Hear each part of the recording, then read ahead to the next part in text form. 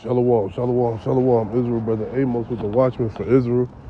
First and foremost, as we always do, we're going to give all praises, honor, and glory unto Yahweh, by Hashem Yahushai, to the brother pushing his truth and strong sincerity, laboring on the highways and byways, making their body a living sacrifice, doing all they can for the hopeful elect and for the nation of Israel. I want to give y'all a strong shalom to the sisters holding it down in the households, reverence and their husbands being a teacher of good things to the younger women and to the children. I want to give y'all a strong shalom. And to the men and women forsaking this world and coming back to serve our God, Yahweh Hashem Yahushai, I want to compel y'all to be as a church of Berea, to search the scriptures daily and diligently to see if the words that be spoken you are true or not. Where it's a lot of false prophets and soothsayers and liars. And it's a lot of deception and vanity going on in these last days. And it's our job as the watchman for Israel, Lord willing, to stay as pure as possible through the Spirit of the Lord and get the sincere milk and understanding to where with Israel should be able to walk in these last days, right? Which is a good segue into this cold cut topic, right? A very good segue into this cold cut topic. Being occupied, right? Staying occupied. Right, it's a lot of things that are going on in these last days that'll be a distraction. Right? Cause Israel to take their eye off the prize, cause Israel to look the opposite way. So cause Israel to not take heed to the things that the Most High has commanded him to do. Right? Let me get this precept first. Right? Being occupied is key. Because when you're occupied, you're not distracted in folly and badness, lies, vanity, anything that can cause you to err and destroy you. Right? What they say in the world, the idle mind is the devil's playground. Meaning that they'll be able to manipulate, say whatever, do whatever, cause you to just you be whatever they want you to be and make you into how they want to mold you, because you're idle, your mind is occupied, your mind is given over to vanity. Anything it sees, it follows after. So in these last days, we have to charge Israel not just to be mindful. I got cold. It's a cold going around here in Baltimore. But not just to be mindful of what they look at, but also be mindful of making sure your mind is always meditating on the ordinance of the Lord. Because your mind is meditating on the ordinance of the Lord. Right, and what is it meditating on? What are you thinking about?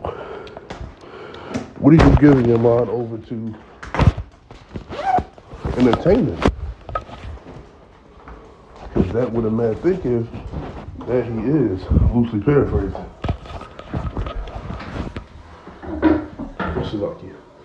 So this is Sirach, chapter 33.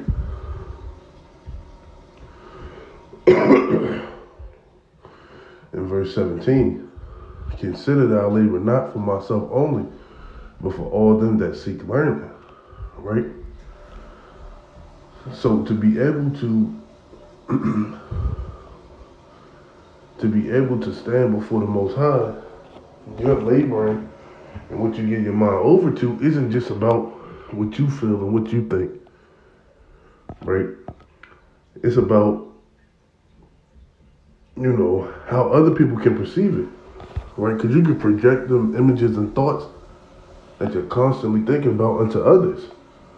Right? If I'm always thinking about horses, and my talk is amongst horses, next thing you know, I'm going to be projecting that on the others, and they'll receive it in their spirit, and they'll do the same exact thing.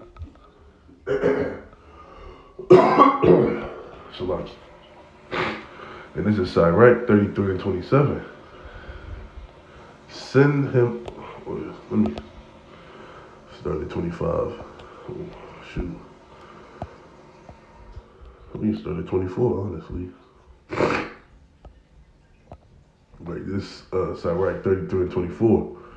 Fodder, a wine and burdens for the ass, and bread, correction, and work for a servant. Right, so we're all servants of the Lord. So all we need is bread, correction, and work. Right, what's the bread? Enough food for us to be able to nourish our bodies and continue to take care of ourselves. Right, correction. Law, statutes, and commandments and chastising that we may go about walking on the straight and narrow path in these last days. And work for a servant. Right, so we have to constantly be working, constantly be moving, constantly doing what the Most High told us to do. If thou set thy servant to labor, thou shalt find rest. But if thou let him go idle, he shall seek liberty. Right? And that's why the scriptures tell you.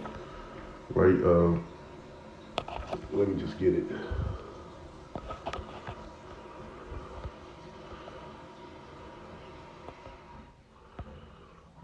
Proverbs chapter 18 and 1. Through desire, a man separated himself, seeketh and intermeddleth with all wisdom. So when you separate your mind from constantly meditating on the works of Yahweh Shem Yahushua, having your mind desiring to see Yahweh Shem Yahushua, you're going to intermeddle with all wisdom. You're going to seek liberty from the truth. You're going to seek liberty from this discipline. You're going to seek liberty from correction and instruction. Right? Because only a wicked man will want to seek and be away from correction. Right? Correction is what helps us to grow. Correction is what helps us understand how we should move in these last days. Right? A yoke and a collar do bound the neck, so are tortures and torments for an evil servant. Right? So tortures and torments, right? You getting vexed and plagued, and you don't know which way is up, and you don't know which way is down. You this way and you that way, right? It's tortures for an evil servant. So verse number 37, send him to labor, that he be not idle, for idleness teacheth much evil. So the Lord says, send him to labor, right? That he be not idle. Right? Being idle destroys your mind. Being idle allows Satan to come in and creep unawares, not even unawares. Allows Satan to come in and creep, overthrow what the Most High has allowed you to build. For idleness teaches much evil. Right? So how do you stop from being idle? What causes you to depart from idleness? Right? This is Sirach 39 and 1. But he that giveth his mind to the law of the Most High, and is occupied in the meditation there is, will seek out the wisdom of all the ancient and be occupied in prophecy. So you have to have your mind constantly on the ordinance, law, statutes, and commandments of Yahweh Shem Yahushua. Right? Where you can fall, how to avoid falling. Right? These things should always be on our mind. Right? And you got to mark those brothers who try to act like you don't have to always think about the Most High. Right? Because there's people in Israel like that. There's people in Israel who try to take the grace and mercy of the Lord and mix it with the wine of Babylon. Right? Which leads to surfeiting and drunkenness. It destroys the ways of kings. So your mind should always be on the Most High, on the Most High's commandments, right? On the things that can please the Lord. Because whether we live, we are the Lord's. Whether we die, we are the Lord's. So there's no in between. There's no ifs, ands, or buts. So your mind should always be occupied, right? Because, I can speak for myself. When your mind isn't occupied, it's the quickest way to fall.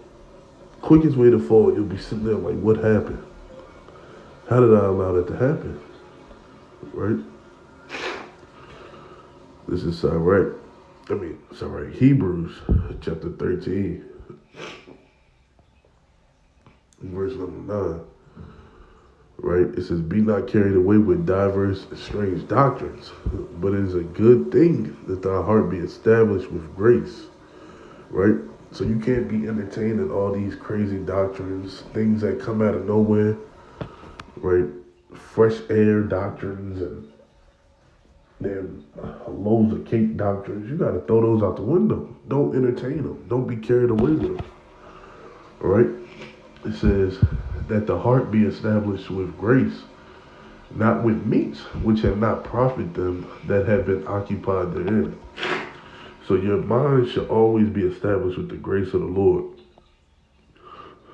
right? Not with meats, right? On a wonderful, we could be talking about actual meats, but on the spiritual level, talking about these strange doctrines and heavy understanding and dark parables and sayings, right? They haven't profited people, right? The milk, the bread, and the wine is what profits people. Chiefly the milk. Right? That's why the Lord told us to come as little children. Right? Your little children desire milk. Milk helps you be pure. Milk helps you be sincere. Milk helps you continue in the way you ought to continue. Salaki. Right, let's go to Luke. Chapter 19. We're going to start at verse number 12. He said, therefore, a certain nobleman went into a far country to receive himself a kingdom and to return. Right? This is the parable of the pounds. Right? And he called his 10 servants and delivered them 10 pounds and said unto them, occupy till I come. Right? So the Lord has given pounds and talents unto each one of us to magnify his name in these last days. And he commanded us to occupy till he comes. Right? Yes, this is a parable, but it applies to today. What's today? March 22nd, 2025. Right? You're supposed to occupy till the Lord comes. Make sure your mind is always working, always constantly thinking about how you can do more work for the Lord. What you can do to be presented a better servant. Right? Hold on.